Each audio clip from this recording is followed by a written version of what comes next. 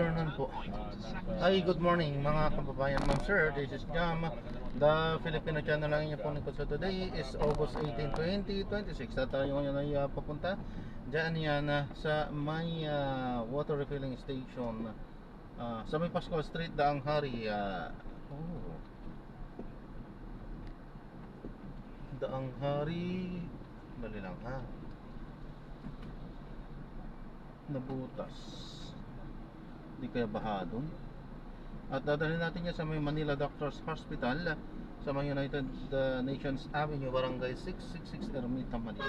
Okay, magbabalik po tayo mamayang unti po pag nakuha na po natin sila. Disclaimer lamang po ang content po natin ay kalsada at hindi ang passenger. Kaya nga naman sakasakali mo po na may marinig kayo mga pangalan ng lugar, pangalan ng tao, pangalan ng organization sa government o private man yan, ay wala pong kinalaman ng channel nito at wala pong pinapatungkulan. Lahat po ng pinag-uusapan dito ay pawang dito lamang po yan sa loob at wala pong pinapatungkulan sa labas. Magbabalik po tayo mamaya konti pag nakuha na po natin sila.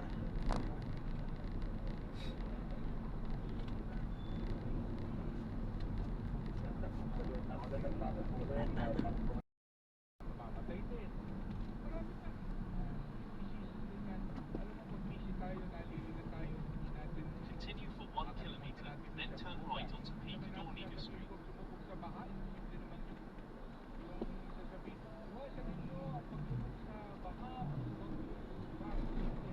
Kasi talagang at least sa marami nating mga kababayan, dahil hindi naman bahay lang nila na baha o labas lang ng bahay nila, kundi entire barangay, entire kalahati ng syudad. Ganyan ha. So mas maganda yung alam natin ang gagawin natin sa oras na tayo lumubog na ng baha, dahil hindi naman na maiwasan. Ano ang dapat yung mga precautions na gagawin natin para hindi tayo mapapahamak. Ha? Yan, siyempre, pero bago natin yan, meron tayong bisita, siyempre doktor, expert ang gagaling ang lahat sa eksperto. Yan lang kayo, napakahalaga dahil tayo magbibigay ng update sa weather para talagang diskarte natin inaayon at tama ay dapat kayo updated ha sa mga weather advisory. Okay? Pero bago yan, narito muna ang Double B, bagong balita. Usap tayo. Super kwentuhan with Mark and Susan. May kabalahan sa sensitibong balita ito, isang mag-aaral patay habang dalawa ang sugatan sa shooting incident o pamamaril sa gitna ng klase sa loob ng Ateneo de Zamboanga sa Zamboanga City ngayong umaga. Grade 7 student na suspect nagpakamatay. Sensitibong balita, medyo maigi ha. At sensitibo ito, isang guru naman, patay matapos marilin sa Davao City.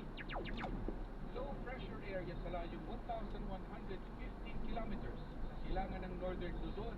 Inaasahang magiging bagyo sa loob ng susunod na 24 oras at tatawaging Neneng. Isa pang LPA sa layong 295 na kilometro kanluran nila ng kanluran ng Lawag City. Patuloy ang pagdayo sa bansa. Habagat, tuloy na naka-apekto sa Luzon at Visayas. Red heavy rainfall warning nakataas sa Bataan at ilang bahagi ng Batangas at Zambales. Libreng sakay sa Metro Manila along ng Department of Transportation at ilang ahensya ng pamahalaan ngayong araw dahil sa masamang panahon. At DPWH Secretary Vince Dizon at Tabotas Mayor John Ray Dianco ininspeksyon ang ilang pumping station at floodgate sa Luzon. Balita naman mula sa labas ng istasyon, bilang ng mga napaulat na nasawi sa nakakasunod na bagyong Habagat, umakyat ng umay sa 26 ayon yan sa NDRRMC. Idinitalye pa sa atin yan ni Mark Makalalad. Mark? Dadagdagan ang bilang ng mga napaulat na nasawi sa pinagsabang epekto ng pagkakasunod na bagyo at Habagat. Sa tangan ng National Disaster Risk Reduction and Management Council, ngayong araw August 18, umabot na sa 26 ang mga napaulat na nasawi. Kaya marami dito galing sa singkit na may lapitan na pawang nakita sa landslide. May tatlong dispasyon. Wala sa respan at override. Habang tingkita, ang napaulat na nasawi na nanukin ng Quezon at Pedro Santana. Habang meron din kanawa na nasawi sa lungsod ng Caloocan. Nagdagma ng NDRMC na dito ang mga napaulat na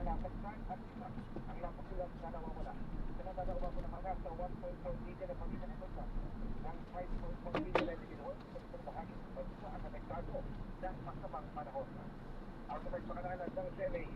Sumarakyo. DCWD, balitan totoo. Show ng kamera ngayong Martes, kansilado na rin dahil sa masamang panahon. Senado, kansilado na rin. Isa, Bendaño, Mali, isa. Tuluyan na kinansela ang sesyon ng Kamara mamayang hapon dahil sa masamang panahon. Naglabas ngayong umaga ng bagong memorandum si House Secretary Gerald Celoy Garapil ng may authorization ni House Speaker Faustino Boyolin III para inanisyo ang kasalasyon ng plenary session. Una rito, sinabi ng Secretary General ng Kamara na via online gagawin ang sesyon. Samantala na nanatiling naman ang direktiba kaugnay ng work from home arrangement para sa mga opisyal at kawani ng House Secretariat habang pinapayagan din ang online committee meetings depende sa discretion ng committee chairman. Habang ang budget briefing ng House Committee on Appropriations ay mag-resume sa 10 August 24. Ako si Shanday Malis Vincent, sa radyo, DCWD, Balitang Totoo. DTI muling nagpaalala sa publiko tungkol sa umiiral na price freeze sa lahat ng basic necessities sa Pampanga at bahagi ng Pangasinan. Pamela Adriano ang magre-remind sa atin yan. Pamela? Muling nagpaalala ang Department of Trade and Industry o DTI sa publiko na pinatutupad ng price freeze sa lahat ng basic necessities o pangunahing pangangailangan sa buong probinsya ng Pampanga at sa bayan ng Barbara sa Pangasinan. Ayon sa DTI, halisunod dito sa deklarasyon ng State of Calamity gusto ng mga epekto ng hangin abagat at nagdag bagyong Maymay. Epektibo ang price freeze sa In loob ng 300 10 meters, araw turn right mula onto August 12 Seafood hanggang Road. October 11. Layunin ng price freeze na matiyak na kondisyon sa tatak ng presyo ng mga kamulang pilit at hindi ito maaabuso. Ako si Pamela Adriano, sa Teradyo DCWD, Balitang Totoo. Alas 10 ang oras natin. Pustak tayo. Super Kwentuhan with Mark and Susan. DCWD, Balitang Totoo.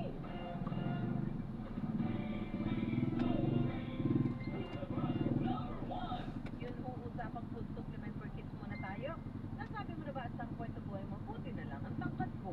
Hanggang ngayon, yan ang hiling ng mga moms para sa kanilang kids.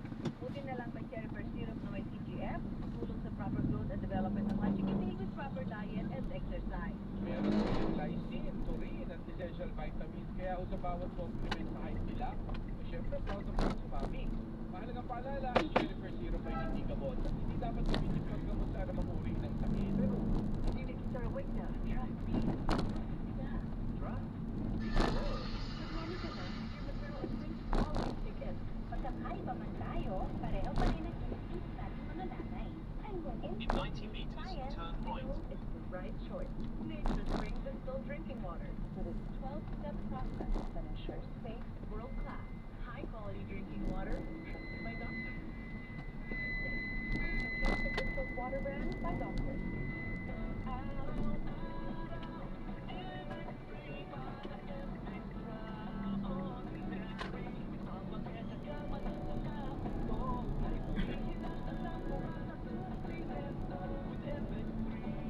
Continue on Seafood Road for 5 kilometers. Ako si Chico Manigan, broadcast journalist para sa Arbor sa MX3 Council. Dito ako Paalala ang nagkakita. Kung nagsisama din sa content. Ang konsulta ni Doc E. Sa bagong araw at oras, Sabado 10:30 ng umaga. Ang Giling Galing sa GTV at DCWD. Sasagutin ni Doc E. ang inyong Giling Katarungan sa Giling Galing official Facebook page at Giling Galing YouTube channel. Mag-ingat, siguraduhin totoo at hindi peke ang pininiling mga Giling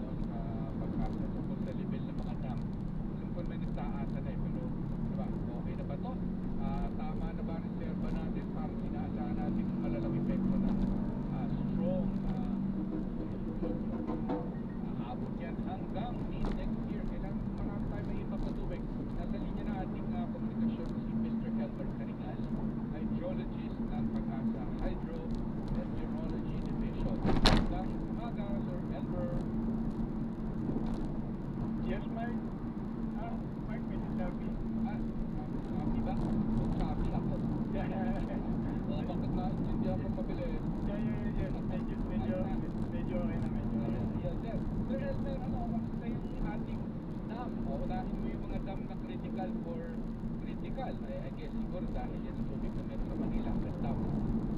Yes, kasama mo medyo madal naman yung elevation ng hanggang natin.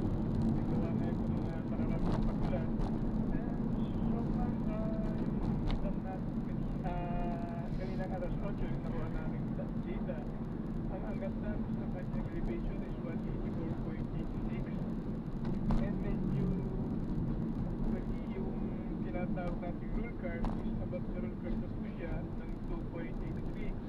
Means nasa normal operation na po ang ganda. Ba't malayo pa po siya dun sa tinatawag naman nating normal high water level? Mababa pa po ang ganda ng 25.14 meters.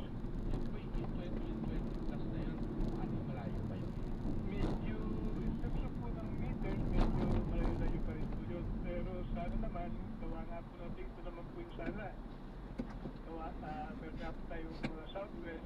Sana mabiyayain itong hanggat natin makabalik siya sa normal high water level. Nakakainis naman, hindi naman tayo makapag-wish LM ng Morbid. Tumatala naman, hindi tumatama sa mga blood flow area. Yes, parang kaso, pero oo nga, patala nga po, sakit na po. Sa water din ng hanggat na. Hindi tayo nakatuloy yung nabasa ko. Problema raw pag nabasa. Nahaharang daw ng pataas ng balis kasi tapos daw hindi na kanya babahain niya yung Sambales, Bataas area. Tapos hindi na makaabot dun sa Agdat, sa parte ng Bulacan, kumbaga basag na. Yan ang problema raw natin sa Opo. Nabaga. Totoo ba yun? Kasi nga po, pag nabagat, yung rain niya is nanggagaling po sa southwest. So ito nga po yung mga nasa western side ng bansa natin, yun po yung mismong na mga naapektuhan. Opo, kasi kaya po nitong Calabarzon, itong Bataan, Zambales, Ilocos Region, Western Metro Manila, Western Visayas, kung nadadat na naman po naabot po yung hanggang dam, medyo mahina na compare po dito sa mga province na po dito nga po yung mga nasa lugar ng western side ng ating bansa. Nga, kumbaga parang na tayo dito parang inaangkihan lang natin, ano? Pero maganda kasama Mike kasi nga yung alam naman natin kung hanggang dam is na po siya sa critical level niya na almost 150. So gawa nga po nitong habagat, tumas po siya ng halos 30 meters na mahigit yung midinal niya.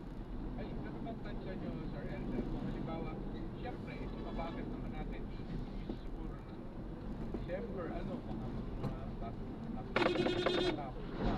Pahabang ba natin yung Barumbadong driver to. para tayo Eh dapat yan i-report. kasi yung strong Delikado. Dapat yan i-report, hindi pwedeng mag-drive ng truck yan. Driver din ako ng truck eh. kaya pa natin Hindi pwede yan.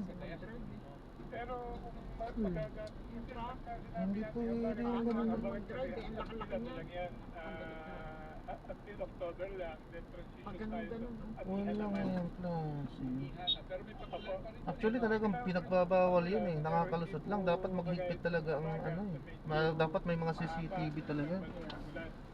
Gaya nga po ngayon, halos Palibasa kasi hindi sila nahuhuli. Kaya inuulan po ang mga ganong gawain nila, namimihasa sila. ng mga taga-Luzon.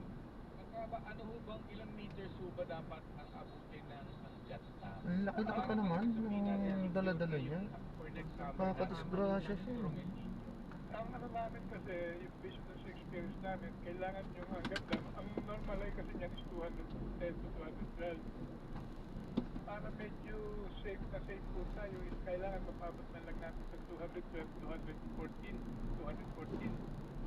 So, yung 180. 180. Pero, nadagat pa naman. Kasi malamang susunod natin pag-usapan dito, wala namang laman. Mababa na ulit.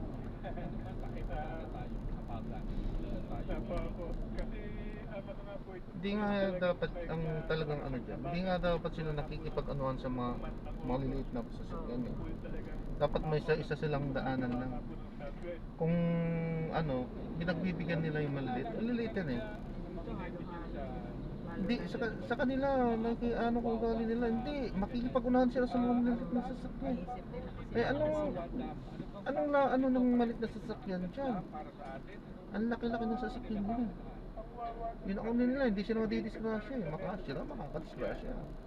Oo, hindi siya gate. Wala siyang gate. So, nag-overflow po siya. Doon po sa 135. Kaya itong mga company ito, dapat mag-iigpit sila sa mga drivers nila. Purpose po ng Wawa, the case po na mag-operation po siya, is makakatulong po siya. Bagay, mababait naman yan pagka harap nilang amo nila. Opo, sa Metro Manila. Parang siya po yung isa Tsaka dapat may mga drug test. sa magsusupply. Actually, opo. Full operation ang Wawa is ito po Metro Manila. Musling naggaganon eh, alam na this, sabi nga nila. Wala po kami na information about that Wawa. And po, hindi po siya nag-generate ng kuryente. Po. Talagang domestic water, fresh water. Apo, yun lang po.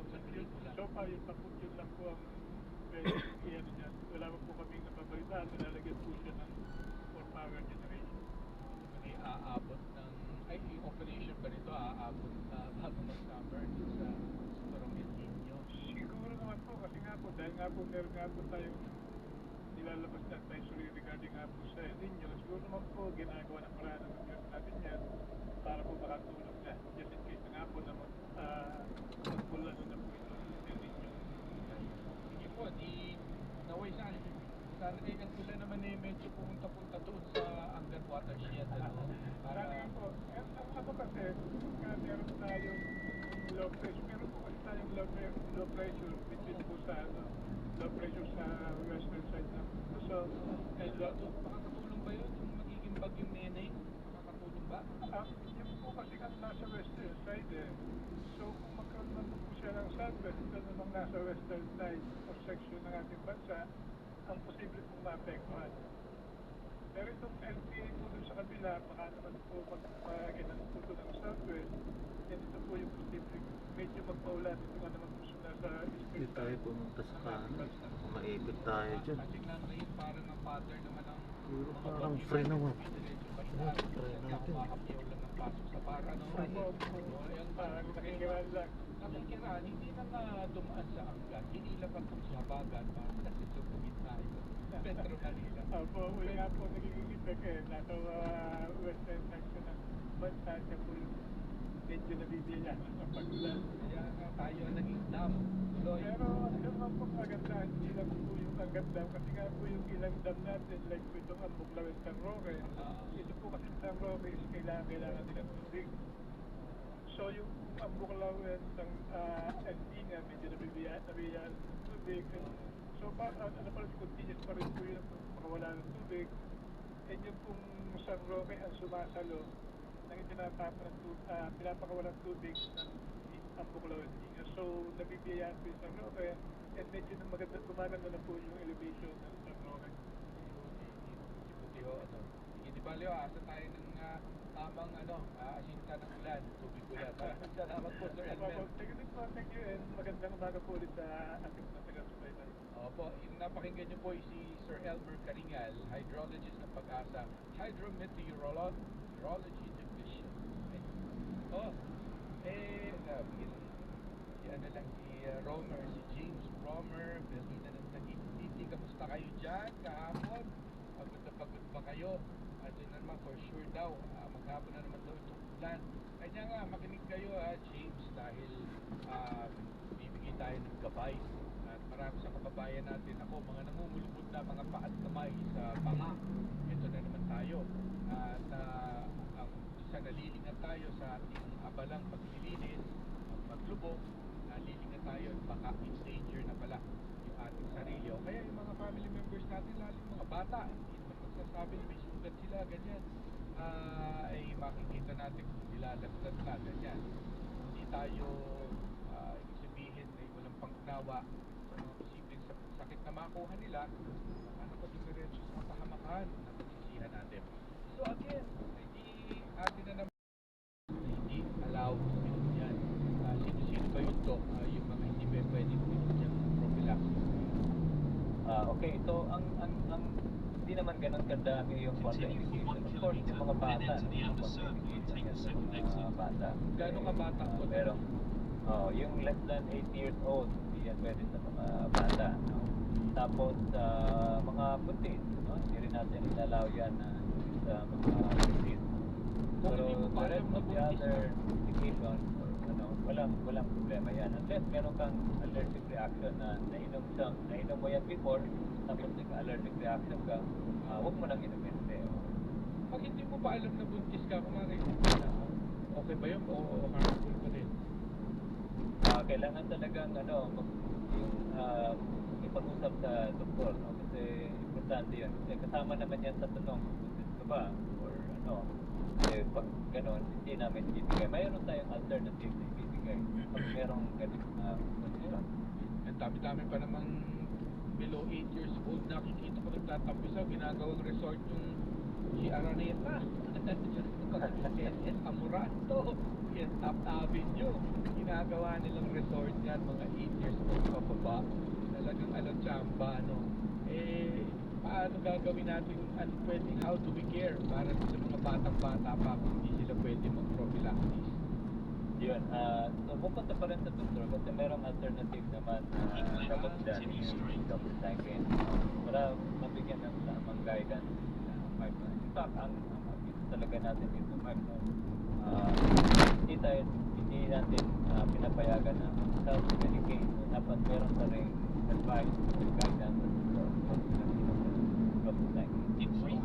Well, dito sa Quezon City, walang problema at saka yung mga mayayamang syudad, talagang nakakapagpamigay sila ng mga libreng doxy sa mga hanggang barangay level. Pero in some areas, Mega Manila, kahit dyan ka lang sa mga Ibinid Laguna or areas in mga Cavite, pag tinanong mo sila walang available na doxy na libre. At wala rin, hindi rin lahat ng health centers ay may doktor o expert. Kahit pa sabihin mong senior nurse o ganyan na pwedeng mag-guide sa kanila, ay di yun naman ang problema, yung access. Kung halimbawa walang access, ano pwede nating ibigay na lang na payo para i-precaution nila at di maiwasan ang paglubog sa baha, paglinis ng mga binaha nilang bakuran. Ano kaya pwede ng precaution na absent yung doxy? Yun, ang importante pa rin, Mark, tama yung sinabi mo na it's always the how to avoid, no, na makalusong ka sa baha, no. Ang palagi kong sinasabi niyan, kung halimbawa hindi talaga mo naiwasan na kalusong ka na sa baha, tapos hindi ka nakainom ng doxycycline, pinaka-importante yung i-monitor mo yung sarili mo, no, yung kung may mga sintomas ka. At kung meron ka ng mga sintomas, first 24 hours or even at most second day, huwag na kayong magtagal. Punta na kayo sa doktor. Kasi alam mo, mas nagagamot ang leptospirosis, Mark, ha? Hindi mahirap gamutin ang leptospirosis, no? So, may antibiotic na katapat dyan, madaling gamutin yan. Pag nagamot ka, talagang mababa ang komplikasyon, no? Or mortality. Importante, awareness na huwag kang mag-alala kung lumutong ka, i-monitor mo yung sarili mo kung meron kang sintomas. Pag meron the first onset of symptoms, punta ka na doon sa doktor or tatawag sa doktor. Ito naman kasi symptoms naman ito kapareho rin lang naman ng di ba, ng tarangkaso, pananakit ng kalamnan, mga ganun, lagnat, di ba, halos ganun. Hindi mahirap i-identify Yes, importante 'yun, no? In fact, ang importante dyan na pag nalaman nila na meron silang mga symptoms, tapos pupunta sila sa doktor, makikita na rin natin kung ano pang ibang klaseng infection na pwede ng ganun klaseng symptoms. Huwag natin kalimutan, Mark, no? Dengue, isa din yan sa mga tinitingnan natin ngayon, no? Yung influenza-like illness, ganun din yan, isa din yan sa mga sakit na nakikita natin ganitong klaseng panahon. Maraming salamat po at sigurado mga katulad ninyo abalang-abala sa itong season. Maraming salamat po at rest well, Dr. Solante. Yes, thank you, Mark. Good morning. Good morning. Si Dr. Ron Jean Solante at chairman po ng Adult Infectious Diseases and Tropical Medicine Section ng San Lazaro Hospital. Okay, diretso na rin tayo agad sa MMDA. Siyempre, kukuha tayo ng update sa lagay ng mga ng ating mga kalsada. Ayaw nila ng kakalsadahan. Okay, ng ating kalsada sa Metro Manila. Nasa linya natin si Charlie Nazares ng MMDA Metro Base. Good morning sa'yo, Sir Charlie. Yes, good morning po. Thank you so much, Mark. At sa mga oras na ito nga itong EDSA southbound ay may pagbagal na nararanasan. Diyan lamang po sa may service road ng Timog hanggang sa may Kamuning. Ito ay dulot nga ng nabuwal na puno kanina at yes, diyan sa may bahagi ng Kamuning, yung sa may station 10.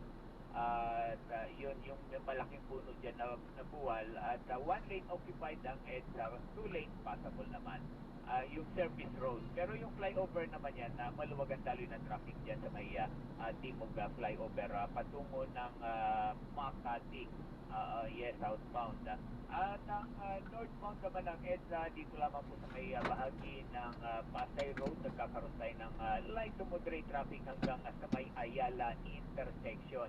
At masusundan yan pagdating naman dyan sa may Reliance northbound din, moderate traffic din yan hanggang sa may Shaw Boulevard. After naman ng Shaw Boulevard, maluwag na ang daloy ng traffic patungo ng Cubao. Pero dyan po sa may paglagpas ng Oliveros, nagkakaroon din tayo ng pagbagal patungo ng Balintawak, Cloverleaf at ito yung mga pababa ng A. Bonifacio. Dito naman sa may Katipunan Avenue, ang magkabilang direksyon, light traffic naman yan. Ito lamang pong northbound ng C5, nagkakaroon ng pagbagal simula dyan na sa may Green Meadows sa patungo naman ng Eastwood, papunta ng mga mall po dyan. At after ng Eastwood, Libis, maluwag naman ang daloy ng traffic paakyat ng Libis sa flyover hanggang sa northbound ng Katipunan Avenue. Magkabilang direksyon naman ng Commonwealth Avenue, walang problema at tuloy-tuloy naman ang daloy ng traffic. At sa mga oras na ito kasamang Mark, wala naman tayo na monitor ng mga flooding or pagbabaha sa Metro Manila. Parang sorry, sabihin kagabi rin naman umuupa rin talaga.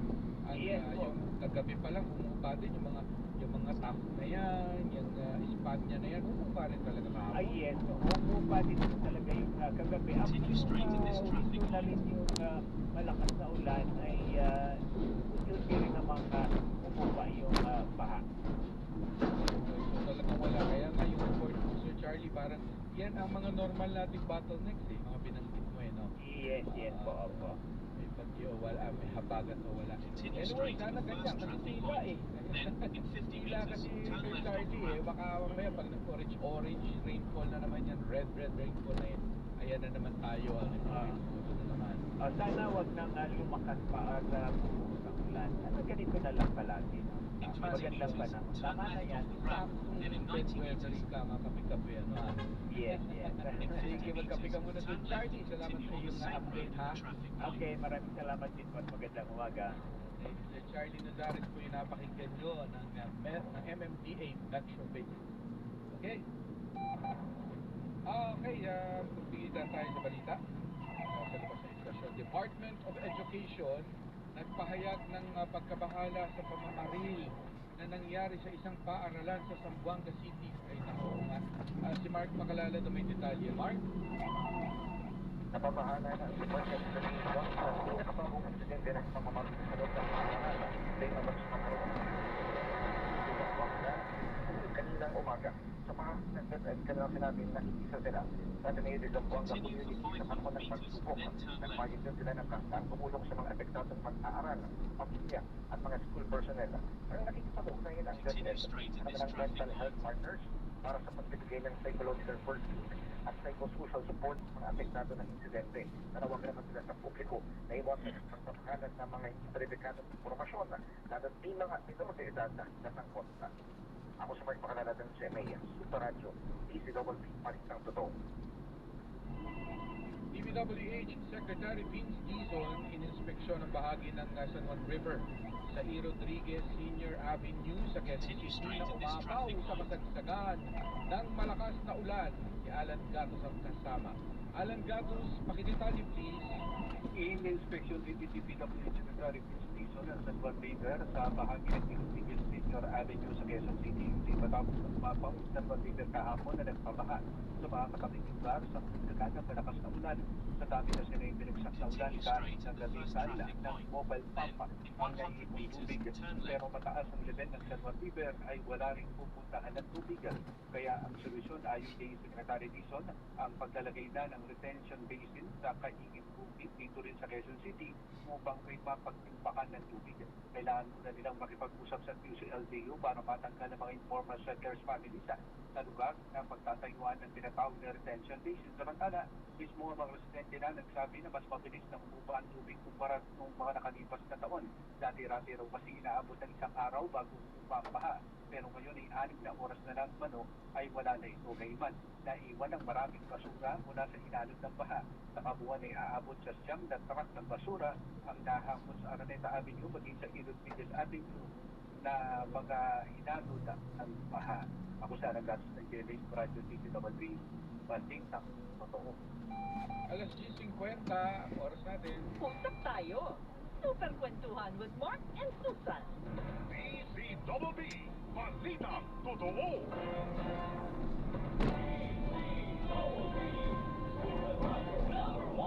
Dahil iba na raw talaga ang panahon ngayon, mga kapuso, yung matinding init at nakakalakang pag-ulan. Lagot ng bata ka. Mabuti na lang at may Immunimax food supplement. Ang Immunimax ay gawa sa CM Glucan na nagmula pa sa Switzerland. Ito po ay available in capsule for adults and for kids, also imported variant. Mula sa aming studio, kahit nasan ka pa, magandang balita talaga ang Immunimax. Mahalagang paalala, ang Immunimax at Immunimax Forte ay hindi gamot. Baliktad pala. Gamitin paggamot sa anumang uri ng sakit. Alamin ang mas pinalawak at pinagbuting benepisyo ng PhilHealth at Taka PhilHealth. Makinig, tumutok sa 30 minutong talakayan na maghatid ng kaalaman para sa lahat ng miyembro ng PhilHealth. Tuwing Huwebes sa ganap na alas 3 hanggang alas 3:30 ng hapon sa programang Servisyo on the Spot. Kasama sila Cathy San Gabriel at Christine May Magno mula sa PhilHealth Corporate Communication Department at mga panauhin. Alagang PhilHealth. Ang galing, pang matagalan. Parang tayo lang ano. Everest Appliances. Babe, ano ever best decision mo in life? Siyempre, Everest Appliances. Health, wellness, energy saving. Everbest from Everest. Everest Appliances. Bringing quality and wellness close to home. Health, wellness, and energy saving. Everbest from Everest. Sa pag-aalaga ng baboy, mahalaga na magkasilang sa 6 at malusog. Sa Oriental Mindoro, may sikreto ang mga operators para sa kanilang mga alagang baboy. Nung nagbago ako ng season rescue, nag-average ako ng 80 hanggang 100 every 2 months. Sige po. Ang kanilang ginagawa. I-review ngayong Sabado sa Negosiyasa.